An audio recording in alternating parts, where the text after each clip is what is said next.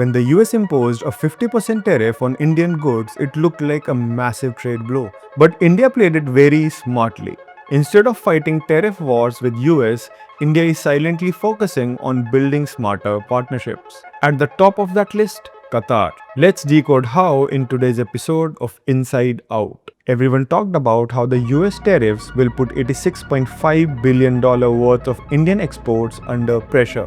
But its impact is hardly seen, as Indian government announced a strategy to boost exports by expanding its focus to 50 countries, up from previous target of 20. India strengthens its old friendship in Gulf and turns Qatar into a key strategic partner. In 2024-25, India-Qatar trade totaled $14 billion, but it's heavily one-sided. India imported $11.9 billion in petroleum and gas products, while exporting just $1.68 billion worth of goods, mostly steel, rice, and jewelry. Qatar supplies $6.4 billion in LNG, $4.7 billion in LPG and crude oil, making it one of the India's most vital energy lifelines. A Qatari riyal equals 24.37 rupees, while a US dollar equals 88.75 rupees.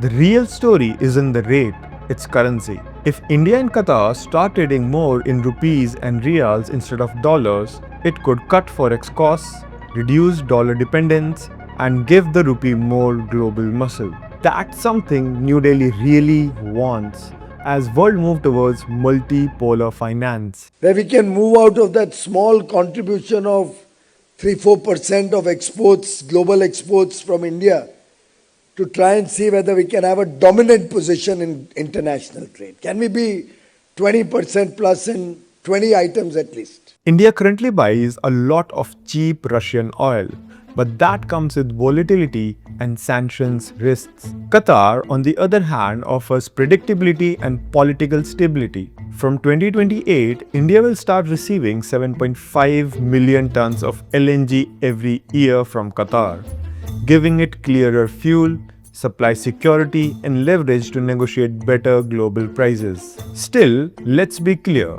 Qatar can't replace Russia's crude volumes yet, but it can help India diversify and stabilize its energy future.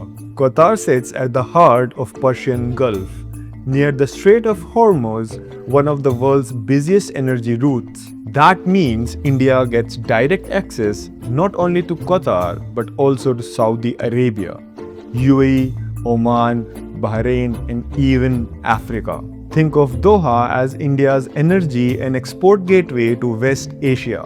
Beyond trade, over 8 lakh Indians live and work in Qatar. They are a bridge between two economies, sending back billions in remittances and strengthening people-to-people ties. After the September 2025 Israeli airstrike on Doha, Qatar realized that relying on US security wasn't enough.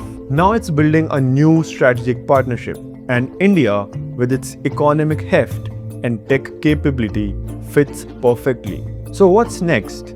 Commerce Minister Piyush Goyal was in Doha last week to finalize a free trade agreement aiming to expand cooperation beyond oil and gas. That includes chemicals, fertilizers, and metals partnerships, export growth in engineering goods and processed food, joint ventures in green tech and energy infrastructure. The goal: a balanced, resilient, and future-ready partnership that can withstand tariffs, sanctions, and shocks. So as the world redraws its trade map, India's Doha pivot could be more than just a trade deal.